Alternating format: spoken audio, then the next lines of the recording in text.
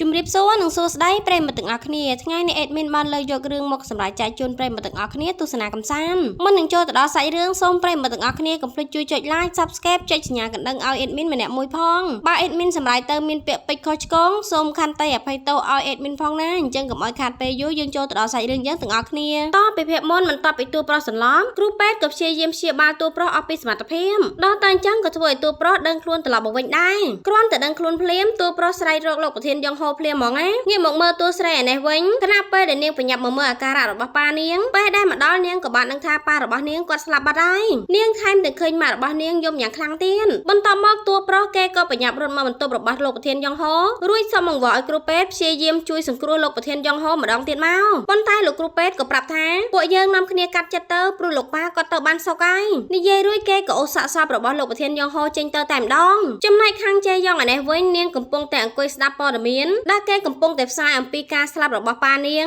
ធ្វើដូចជាគ្មានឈឺចាប់អីបន្តិចសោះហ្មងណារីឯខាងជេសុងក៏ចូលមករកប្អូនស្រីដល់ក្នុងបន្ទប់ហើយសួរនាងទាំងខឹងថាហេតុអីបានជាឯងធ្វើបែបហ្នឹងចំពោះលោកប៉ាឯងគ្មានអារម្មណ៍ថាខ្លួនឯងមានកំហុសចំពោះលោកប៉ាសូម្បីតែបន្តិចទេហ៎ខាងជេយ៉ងក៏តបទៅកាន់បងប្រុសនាងវិញថាខ្ញុំធ្វើបែបនេះព្រោះតែបងទៅរួមដៃជាមួយនឹងមីយ៉ងប្អូនស្រីពៅហើយថែមទាំងរួមគំនិតគ្នាទម្លាក់កំហុសទៅលើលោកប៉ាអំពីរឿងលុយកັບកេងក្រុមហ៊ុនណបងត្រូវតែតាំងសតិឲ្យល្អហើយគិតសារជាថ្មីឡើងវិញមើលបើសិនជាលោកប៉ានៅហើយគាត់មិនអាចផ្ដល់ចម្លើយដល់ប៉ូលីសបានអ្នកដែលប៉ូលីសងាកមកសួរចម្លើយគឺជាបងហើយនឹងខ្ញុំម្នេះទេដូច្នេះខ្ញុំមិនអាចឲ្យរឿងទាំងអស់ហ្នឹងកើតឡើងជាដាច់ខាតពួកយើងមិនអាចទុកឲ្យក្រុមហ៊ុនឆ្វេសងក្របត្រូវបញ្ចប់ត្រឹមនឹងបាននោះទេបងចាំពាក្យសម្ដីដែលលោកប៉ានិយាយមិនបានទេហ៎ប៉ាធ្លាប់និយាយថាគាត់នឹងធ្វើគ្រប់យ៉ាងដើម្បីការពារក្រុមហ៊ុនឆងក្រុមឥឡូវខ្ញុំក៏កំពុងតែធ្វើតាមបំណងរបស់លោកប៉ាដែរពួកយើងធំឡើងមកបែបនេះក៏ដោយសារតែការបង្រៀនរបស់លោកប៉ាដូចគ្នាដូច្នេះបងត្រូវតែធ្វើខ្លួនដូចជាបងប្រុសហើយងាកត្រឡប់ទៅសងសឹកជាមួយនឹងមីយ៉ងប្អូនស្រីពៅរបស់យើងវិញពួកយើងទាំងពីរអ្នកបងប្អូនគឺជាកូនកំព្រាគួរឲ្យអាណិតខ្លាំងណាស់មិនត្រឹមតែប៉ុណ្ណោះពួកយើងទាំងពីរអ្នកប៊ីនឹងត្រូវប្រពន្ធចុងរបស់លោកប៉ាប្រមូលទ្រព្យសម្បត្តិទៅទាំងអស់ទៀតផងខាងជេយ៉ងនាងនិយាយទាំងសម្ដែងធ្វើយំហ្មងណាងាកមកមើលលោកប្រធានយ៉ងហូនៅក្នុងខ្លួនរបស់តួប្រុសឯនេះវិញគាត់កំពុងតែមើលវីដេអូនៅក្នុងកាមេរ៉ាសុវត្ថិភាពដែលគាត់លួចដាក់នៅក្នុងបន្ទប់អ្នកជំងឺរួចគាត់ក៏បានដឹងថាមុនពេលខាងជេយ៉ងនាងចាត់ការលោកប៉ានាងចោលនាងក៏បានឃើញកាមេរ៉ាសុវត្ថិភាពដែលបានលួចដាក់នៅក្នុងនឹងទៀតផងរីឯខាងជេយ៉ងពេលដែលនាងបើកឡានមកដល់មន្ទីរពេទ្យហើយនាងក៏សម្ដែងធ្វើយំដូចជាគ្មានកម្លាំងក្នុងខ្លួនបន្តិចសោះរួចនាងក៏ទៅអោបលោកគ្រូពេទ្យដែលជាប្តីរបស់នាងដោយនិយាយថាបងធ្វើបានល្អហើយព្រោះបងក៏ខំប្រឹងអស់ពីសុខភាពដូចគ្នាដែរអូនសុំត្រឹមឲ្យលោកប៉ាគាត់ចាក់ចេញទៅដោយមានក្តីសុខទៅចោលរួចក៏ប្រាប់អ្នកសារព័ត៌មានថាខ្ញុំសូមឲ្យអ្នកទាំងអស់គ្នាកុំសួរខ្ញុំទៀតបានទេខ្ញុំនិយាយមិនចេញនោះទេកំពុងតែខូចចិត្តខ្លាំងណាស់អេដមីនហួសចិត្តដល់ហើយខាងជេយ៉ងពិតជាពូកែសម្ដែងហ្មងណានិយាយរួចនាងក៏នាំគ្នាចូលទៅខាងក្នុងតែម្ដងចំណែកលោកប្រធានយ៉ងហូនៅក្នុងខ្លួនតួប្រុសពេលដែលឃើញខាងជេយ៉ងនាងធ្វើបែបហ្នឹងគាត់ក៏និយាយតែម្នាក់ឯងថានេះឯងស្អប់ប៉ាដល់ថ្នាក់ហ៊ានលើកដៃសម្រាប់ប៉ាចោលអញ្ចឹងហ៎តើខ្ញុំគឺជាប៉ាបែបណានៅក្នុងក្រសៅភ្នែករបស់កូនទៅខណៈពេលហ្នឹងស្រាប់តែមានសារផ្ញើចូលបន្ទាន់ក្នុងទូរស័ព្ទរបស់លោកប្រធានយ៉ងហូចេញពីនាឡិការបស់លោកយាយតួប្រុសដល់តែអញ្ចឹងគាត់ក៏បញ្ញាប់រត់ចេញទៅមើលរួចគាត់ក៏បានឃើញលោកយាយកំពុងតែសន្លប់នៅតាមផ្លូវទៀតផងដោយសារតែមានព្រិលធ្លាក់ហើយត្រជាក់យ៉ាងខ្លាំងលោកប្រធានយ៉ងហូក៏ប្រញាប់ស្ទុះទៅត្រកងលោកយាយទាំងមានអារម្មណ៍ថាខ្លួនឯងកំពុងតែមានកំហុសខ្លាំងមែនទែនលុះពេលលោកយាយដឹងខ្លួនមកវិញគាត់ក៏សួរចៅប្រុសថាតើចៅញ៉ាំបាយហើយនៅសួររួចគាត់ក៏អោបចៅប្រុសរបស់គាត់ទាំងក្តីស្រឡាញ់និងបារម្ភខ្លាំងមែនទែនដល់តែអញ្ចឹងធ្វើឲ្យលោកប្រធាននៅក្នុងខ្លួនរបស់តួប្រុសដែលគាត់បានឆ្លងកាត់រឿងពិបាកមកឡើងច្រើនធ្វើឲ្យគាត់យំអោបលោកយាយទាំងនិយាយថាឲ្យខ្ញុំសុំទោសលោកយាយផងព្រោះពីមុនមកខ្ញុំគឺជាមនុស្សដែលមិនសូវចាប់អារម្មណ៍ពីអ្នកដទៃនោះទេលោកពេលចូលមកដល់ក្នុងផ្ទះលោកប្រធានយ៉ងហូលាងរបួសឲ្យលោកយាយរួចរាល់ហើយគាត់ក៏ចូលមកមើលរូបថតដែលលោកយាយថតជាមួយនឹងតួប្រុសនៅក្នុងបន្ទប់ក៏ធ្វើឲ្យគាត់ចាប់ផ្ដើមយល់ពីអារម្មណ៍របស់អ្នកដទៃដែររួចគាត់គិតថាទោះបីជាជនហយន្តគេមិនមែនគឺជាអ្នកមានក៏ដោយប៉ុន្តែមើលទៅគេហាក់បីដូចជាពន្លឺដ៏មានរស្មីមួយសម្រាប់លោកយាយអញ្ចឹងណាចំណែកលោកយាយក៏ជាពន្លឺរបស់ជនហយន្តដែលជាតួប្រុសយ៉ាងដូចគ្នាដែររីឯការលេងម៉ាតតរបស់តួប្រុសក៏ជួយធ្វើឲ្យជីវិតចៅនិងយាយរបស់ពួកគេទាំងពីរនាក់ល្អប្រសើរជាងមុនហើយមានក្តីសុខទៀតផងដល់តែអញ្ចឹងធ្វើឲ្យលោកប្រធានយ៉ងហូយល់ច្បាស់ថាការដែលបើកឡានបុកតួប្រុសហើយរត់ធ្វើឲ្យគេមិនអាចទាត់បាល់បានរហូតមួយជីវិតលោកប្រធានយ៉ងហូគាត់ក៏សម្រេចចិត្តសរសេរលិខិតមួយឲ្យទៅខាងក្រុមហ៊ុនសងបំណុលរបស់តួប្រុសដែលនៅសេសសល់ទាំងអស់ព្រោះគាត់គិតថាក្រុមហ៊ុនឆុងគ្រប់បានបំផ្លាញអនាគតនិងក្តីសង្ឃឹមរបស់តួប្រុសហើយក្រុមហ៊ុនឆុងគ្រប់ក៏ជាក្តីសង្ឃឹមនិងអនាគតរបស់គាត់ដូចគ្នាដែរងាកមកមើលនៅក្នុងពិធីបុណ្យសពរបស់លោកប្រធានយ៉ងហូឯនេះវិញតួស្រីនិងអ្នកម៉ាក់របស់នាងពេលដែលឃើញពីអ្នកបងប្អូនរបស់គេដើរចូលមកអ្នកម៉ាក់ក៏បញ្ញាប់ស្ទុះទៅស្ដីឲ្យខាងជេយ៉ងថាតើឯងគឺជាកូនបែបណាហេតុអីហ៊ានលើកដៃសម្រាប់ប៉ាខ្លួនឯងបែបនេះអញ្ចឹងតើឯងគឺជាមនុស្សឬក៏អត់ហ្នឹងខាងជេយ៉ងវិញនាងមិនខ្វល់អ្វីទាំងអស់ហើយក៏និយាយ ឌឺទៅកាន់អ្នកម៉ាក់ចុងវិញថាបើសិនជាថ្ងៃនោះអ្នកមីងនិយាយកាន់ជើងនឹងចូលខាងខ្ញុំហើយព្រមប្រគល់ក្រុមហ៊ុនឆ្វេសងគ្រប់ឲ្យខ្ញុំគ្រប់គ្រងលោកប៉ាក៏មិនត្រូវបានចាក់ចេញពីពួកយើងបែបនេះដែរចាប់ពីថ្ងៃនេះតទៅអ្នកមីងចាំមើលណាថាខ្ញុំនឹងសងសឹកទៅកាន់អ្នកមីងចំពោះរឿងនេះបែបណាខ្លះនោះរួចខាងជេយ៉ងក៏លួចចេញមកនិយាយទូរស័ព្ទជាមួយកូនចៅរបស់គេដោយសួរពីតួស្រីថាតើក្នុងបន្ទប់ធ្វើការរបស់តួស្រីមានដាក់កាមេរ៉ាសុវត្ថិភាពដែរឬក៏អត់កូនចៅរបស់គេក៏ឆ្លើយថាគ្មាននោះទេបន្ទាប់មកខាងជេយ៉ងក៏បញ្ជាឲ្យកូនចៅរបស់គេយកឯកសារសំខាន់ពាក់ព័ន្ធជាមួយអ្នកម៉ាក់តួស្រីនិងតួស្រីមកឲ្យអស់មិនត្រឹមតែប៉ុណ្ណោះថែមទាំងឲ្យយកឯកសារប្លង់ដីរបស់តួស្រីនិងអ្នកម៉ាក់នាងយកមកទៀតនៅក្នុងកម្មវិធីបុណ្យសពឯនេះវិញកូនប្រុសរបស់ខាងជេសុងក៏សួរប៉ាគេថាលោកតាស្លាប់មួយទាំងមូលលោកប៉ាគ្មានពិបាកចិត្តអីបន្តិចទេរីឯណាអឿនដែលជាម្ដាយក៏បានតបថាប្រហែលជាប៉ាកូនកំពុងតែមានអីលាក់បាំងទេដឹងលើបែបហ្នឹងខាងជេសុងក៏ឲ្យលេខារបស់គេនាំកូនរបស់គេចេញទៅវិញសិនទៅរួចក៏ងាកមកស្ដីឲ្យប្រពន្ធរបស់គេថាពេលដែលបងជាប់គុកអូនគ្មានដែរទៅមើលបងបន្តិចសោះណាអឿនក៏តបទៅវិញថាតើអ្នកណាឲ្យបងទៅបង្ករឿងបែបហ្នឹងធ្វើអីមិនត្រឹមតែប៉ុណ្ណោះបងថែមទាំងទៅលួចស្ដាប់ប៉ារបស់ខ្ញុំកំពុងតែនិយាយការងារទៀតលើប្រពន្ធនិយាយបែបហ្នឹងខាងជេសុងក៏តបទៅវិញថាបានជាបងធ្វើអញ្ចឹងដោយសារតែបងខ្លាចថាប៉ាក្មេកគាត់ទៅរួមដៃជាមួយនឹងខាងជេយ៉ងហ្នឹងណាគេក៏មិនព្រមនិយាយរឿងដែលគេបានស្ដាប់ឮប៉ាក្មេករបស់គេនិយាយប្រាប់ប្រពន្ធរបស់គេនោះទេងាកមកមើលនៅក្នុងក្រុមហ៊ុននេះវិញក្រុមប្រឹក្សាកម្ពុជាកំពុងតែពិភាក្សាគ្នាទាំងអារម្មណ៍តានតឹងមែនទែនព្រោះពួកគាត់មិនជឿថាលោកប្រធានយ៉ងហោជាអ្នកនៅពីក្រោយរឿងកັບកេងលុយក្រុមហ៊ុនណោះពួកគាត់ថែមទាំងមានគំនិតស្វែងរកការពិតមកបញ្ជាក់ឲ្យលោកប្រធានយ៉ងហោទៀតផងខណៈពេលហ្នឹងខាងជេយ៉ងនាងក៏បើកទ្វារដើរចូលមកទាំងនិយាយថាពិតមែនហើយពួកយើងត្រូវទៅស្វែងរកការពិតហើយចាប់មនុស្សអាក្រក់នោះមកដាក់ទោសឲ្យបានខ្ញុំជឿជាក់ថាគ្រប់គ្នាកំពុងតែសង្ស័យខ្ញុំបើសិនជាស៊ើបទៅដឹងថាខ្ញុំជាអ្នកពាក់ព័ន្ធជាមួយនឹងរឿងលុយកັບកេងក្រុមហ៊ុន300លានវ៉ុនរបស់ក្រុមហ៊ុន CNT ដែរខ្ញុំនឹងព្រមលាលែងពីតំណែងក្រុមហ៊ុន Themi Pan ជាក្រុមហ៊ុនរបស់ខ្ញុំហើយក៏មិនយកមរតកអ្វីសូម្បីតែបន្តិចទៅជាមួយនោះទេខ្ញុំនឹងទៅចាប់ផ្ដើមជីវិតសាជាថ្មីដោយគ្មានអ្វីសោះខ្ញុំសន្យាចំពោះអ្នកគ្រប់គ្នាថាខ្ញុំនឹងស្វែងរកការពិតនៅក្នុងរឿងនេះឲ្យបា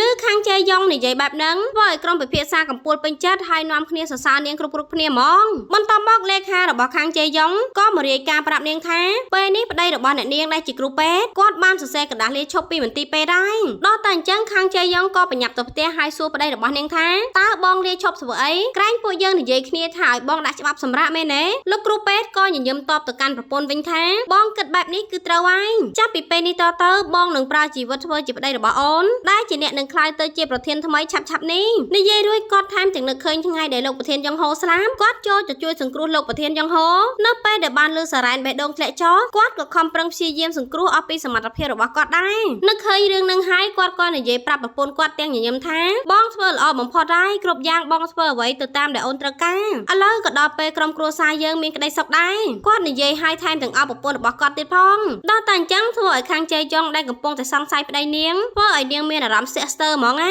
ងាកមកមើលលោកប្រធានយ៉ងហោនៅក្នុងខ្លួនតួប្រុសឯនេះវិញគាត់បានលួចទៅមើលក្នុងពិធីបុណ្យសពដល់តែអញ្ចឹងធ្វើឲ្យគាត់គិតថាអ្នកដែលត្រូវស្លាប់នៅពេលនេះគឺជាជនហាយន្តតួប្រុសយើងដែលនៅក្នុងខ្លួនរបស់គាត់រួចគាត់ក៏យំសុំទោសនិយាយទៅកាន់តួប្រុសថាមកពីខ្ញុំគិតតែចង់ការពារក្រុមហ៊ុនឆ្វេសងគ្របមិនខ្វល់ពីឯងសោះទៅធ្វើឲ្យឯងស្លាប់ខ្ញុំសូមសន្យាចំពោះមុខឯងថាខ្ញុំនឹងខំប្រឹងធ្វើគ្រប់យ៉ាងឲ្យត្រឹមត្រូវហើយមើលថែលោកយាយរបស់ឯងឲ្យមានក្តីសុខឯងមិនចាំបាច់បារម្ភនោះទេបន្ទាប់មកលោកប្រធានយ៉ងហោក៏នាំលោកយាយមកនៅផ្ទះថ្មីដោយមិនចាំបាច់ធ្វើអាហារខ្លួនឯងឬក៏បោសសម្អាតផ្ទះខ្លួនឯងទៀតឡើយប៉ុន្តែពេលដែលគាត់មើលទៅលោកយាយហាក់បីដូចជានឹកផ្ទះចាស់គាត់ក៏សម្រេចចិត្តបបួលលោកយាយទៅនៅទីនោះតែម្ដងរួចគាត់ក៏ប្រើជីវិតរស់នៅជាមួយលោកយាយយ៉ាងមានក្តីសុខហើយថែមទាំងបដូររបស់របរថ្មីនៅក្នុងផ្ទះទៀតផងចំណែកលោកយាយវិញគាត់មានក្តីសុខខ្លាំងមែនទែនយើងងាកមកមើលនៅផ្ទះលោកប្រធានយ៉ងហោឯនេះវិញថ្ងៃនេះសមាជិកក្រុមគ្រួសារនៅជុំគ្នាទាំងអស់ព្រោះគឺជាថ្ងៃដែលត្រូវប្រកាសកេរមរតករួចមេធាវីក៏ចាប់ផ្ដើមអានបណ្ដាំកេរមរតករបស់លោកប្រធានយ៉ងហោដែលសរសេរទៅថាអ្នកណានឹងត្រូវទទួលបានអ្វីខ្លះតែនៅពេលមេធាវីអានហើយសរុបសេចក្តីទៅមរតកទាំងអស់គឺត្រូវបានទៅលើអ្នកដែលត្រូវទទួលតំណែងជាប្រធានធំតែម្នាក់កូនខណៈពេលហ្នឹងស្រាប់តែក្រុមព្រះរាជអាជ្ញានាំគ្នា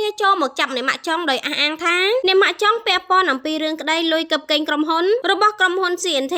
ចំណែកខាងជេយ៉ងឃើញបែបហ្នឹងក៏ញញឹមនិយាយឌឺទៅកាន់តួស្រីថាឯងប្រញាប់ទៅរកមេធាវីទៅប៉ុន្តែមើលតើឯងដូចជាបបានតិចហើយព្រោះឯងគ្មានលុយនោះទេដោយសារតែលុយនឹងទ្រព្យសម្បត្តិរបស់ឯងហើយអ្នកម៉ាក់របស់ឯងទាំងប៉ុន្មានត្រូវបានគេរឹបអូសអស់ហើយរីឯខាងជេសងក៏និយាយឌឺទៅកាន់តួស្រីទៀតថាអ្នកក្រៅដូចជាឯងប្រញាប់ចេញពីផ្ទះនេះទៅងាកមកមើលអ្នកម៉ាក់តួស្រីឯនេះវិញពេលដែលគាត់ត្រូវគេចាប់ខ្លួនយកមកសួរចម្លើយគាត់ក៏ព្រមទទួលខុសពីបទចោទប្រកាន់ទាំងអស់គាត់ថែមទាំងនិយាយសារភាពប្រាប់ប៉ូលីសថាខ្ញុំគឺជាអ្នកលាងលុយខ្មៅដោយខ្លួនឯងព្រោះខ្ញុំមិនចង់ឲ្យប្តីរបស់ របស់ខ្ញុំដែលស្លាប់ទៅហើយជាប់ឈ្មោះជាមនុស្សអាក្រក់នោះទេតួស្រីយើងឯនេះវិញនាងទៅអត់ស្លុតមិនដឹងទៅធ្វើអីបន្តទៀតក៏បានចូលទៅក្នុងបន្ទប់ហើយលួចទេទៅរកគណៈកម្មការអីបន្ទាប់មកនាងក៏មានបំណងចង់ទេទៅជន់ហយន្តដែលជាតួប្រុសយើងបន្តទៀតប៉ុន្តែនាងទេទៅគេមិនចូលឡើយខណៈពេលហ្នឹងស្រាប់តែខាងជេសុងលួចចូលមកក្នុងបន្ទប់តួស្រីស្ងាត់ស្ងាត់រួចយកដៃបិទមាត់នាងនិយាយប្រាប់នាងថាឯងធ្វើចិត្តឲ្យតិចសិនទៅរួចគេនិយាយបកស្រាយប្រាប់តួស្រីថារឿងដែលបងចូលដៃជាមួយនឹងខាងជេយ៉ងបងគ្រាន់តែសម្ដែងធ្វើឲ្យនាងទុកចិត្តបងតែប៉ុណ្ណោះព្រោះបងគ្មានជំរឿផ្សេងក្រៅពីធ្វើបែបនេះនោះទេដោយសារតែខាងជេយ៉ងនាងគឺជាមនុស្សពូកែចាប់កំហុសខ្លាំងណាស់បងក៏ធ្លាប់បានស្បត់នៅមុខលោកប៉ាថ្ងៃបុណ្យសពគាត់ថាចាប់ពីពេលនេះត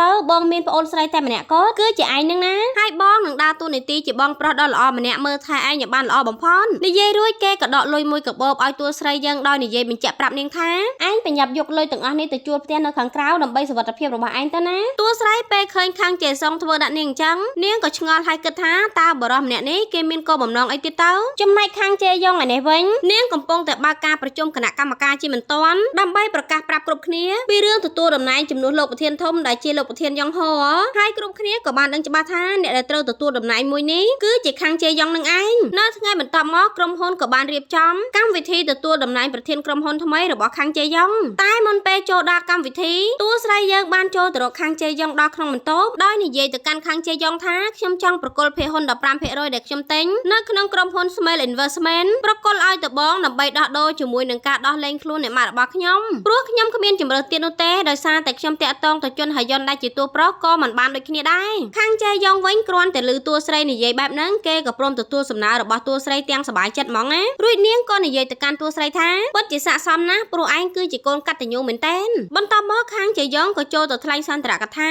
ក្នុងកម្មវិធីទទួលតំណែងជាប្រធានក្រុមហ៊ុនរបស់នាងមិនត្រឹមតែប៉ុណ្ណោះនាងថែមទាំងប្រកាសតែងតាំងក្រុមអាជីវកម្មទៅថ្ងៃអនាគតទៀតផងដោយប្រធានក្រុមអាជីវកម្មនោះគឺជាជនហយន្តតួប្រុសយើងនឹងឯងដល់តែអញ្ចឹងធ្វើឲ្យតួស្រីនិងលោកប្រធានផាកបានឮបែបហ្នឹងពួកគេភ្ញាក់ផ្អើលមែនតើសាច់រឿងក៏បានបកក្រោយបង្ហាញឲ្យយើងឃើញថាតួប្រុសបានទៅរកខាងជេយ៉ងមុនពេលនាងទទួលតំណែងជាប្រធានក្រុមហ៊ុនដោយនិយាយប្រាប់នាងថាពេលនេះខ្ញុំដឹងច្បាស់ហើយកន្លងមកខ្ញុំមិនយល់ថាអ្នកណាខ្ពស់អ្នកណាទាបនិយាយតាមត្រង់ទៅខ្ញុំគ្រាន់តែចង់សងសើចទៅកាន់អ្នកដែលធ្វើឲ្យខ្ញុំមិនអាចតតបាល់បានទៀតតែប៉ុណ្ណោះហើយខ្ញុំក៏មានកំណត់យកមីយ៉ងដែលជាតួស្រីធ្វើជាធ្នាក់ដើម្បីសងសឹកក្នុងរឿងនេះតែនៅពេលដែលលោកប្រធានធំស្លាប់បាត់ហើយខ្ញុំក៏ទៅតែដឹងថាអ្នកស្រីខាងជេយ៉ងគឺជាមនុស្សបែបណាថែមទាំងមានអំណាចយ៉ាងធំនៅក្នុងដៃទៀតផងដូច្នេះទៅធ្វើឲ្យខ្ញុំមកឈរនៅទីនេះខ្ញុំនឹងប្រគល់ភាគហ៊ុន 15% របស់ក្រុមហ៊ុនរុករករ៉ែឲ្យទៅលោកស្រីព្រោះខ្ញុំមើលទៅមីយ៉ងប្អូនស្រីរបស់លោកស្រីដូចជាមិនបានការនោះទេអញ្ចឹងហើយទៅខ្ញុំចង់ចាប់ផ្ដើមជាថ្មីជាមួយមនុស្សដែលមានសមត្ថភាពខ្លាំងដូចជាលោកស្រីអញ្ចឹងខាងជេយ៉ងឮជនហយន្តនិយាយបែបហ្នឹងគេឆ្ងល់មែនតើ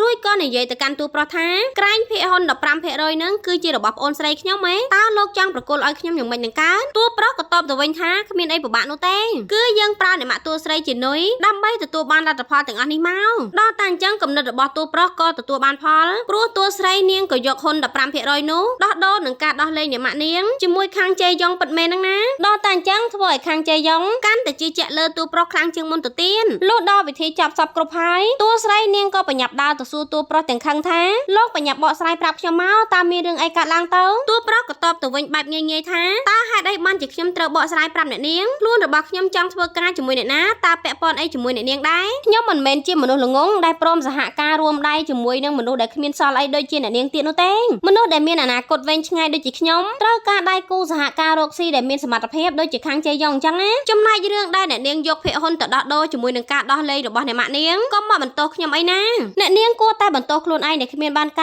រហើយគ្មានសមត្ថភាពការពារអ្វីសូម្បីតែបន្តិចសោះខាងជេយ៉ងកំពុងតែឈរស្ដាប់តួប្រុសនិយាយក្បែរនឹងធ្វើឲ្យនាងពេញចិត្តនឹងពាក្យសម្ដីរបស់តួប្រុសខ្លាំងមែនតើរួចនាងក៏និយាយសរសើរតួប្រុសទាំងញញឹមថាលោកពិតជាប្រកែកខ្លាំងណាស់ទាំងអស់គឺជាគំនិតរបស់លោកទៅម៉ែកូនគេទាំងពីរអ្នកនឹងគ្មានសល់អីសោះបន្ទាប់មកការរំសាយក្រុមពិភាក្សារៀបចំផែនការរបស់តួស្រីក៏បានប្រកាសឲ្យគ្រប់គ្នាដឹងឡើងពេញក្រុមហ៊ុនរីឯគណៈកម្មការអ៊ីនិងលោកផាកក៏ត្រូវបានដកតំណែងធ្វើជាប្រធានក្រុមធម្មតាចំណែកតួស្រីក៏ត្រូវបានគេដកតំណែងធ្វើជាបុគ្គលិកធម្មតាដូចគ្នាដែរប៉ុន្តែតួប្រុសយើងឯនេះវិញបែរជាត្រូវឡើងតំណែងខ្ពស់ជាងមុនដោយសារតែខាងជេយ៉ងនាងកំពុងតែទុកចិត្តតួប្រុសយើងយ៉ាងខ្លាំងបន្ទាប់មកលោកណាផយ៉ងក៏បានមករកខាងជេយ៉ងដល់ក្រុមហ៊ុនដើម្បីអបអរនាងក្នុងការទទួលតំណែងថ្មីជាប្រធានក្រុមហ៊ុនលោកណាផយ៉ងគ្រាន់តែឃើញមុខតួប្រុសគាត់ក៏ចាំបានយ៉ាងច្បាស់គឺតួប្រុសជាអ្នកដណ្ដើមភាគហ៊ុនរបស់គាត់នៅក្នុងប្រទេស Universe រួចក៏និយាយទៅកាន់តួប្រុសថាហេតុអីក្មេងអ្នកលេងបាល់ទាត់ធម្មតាម្នាក់អាចមានឱកាសមកនៅក្បែរខាងជេ យងបានបែបនេះតួប្រុសក៏តបទៅកាន់លោកណាផយ៉ងវិញទាំងឌឺថា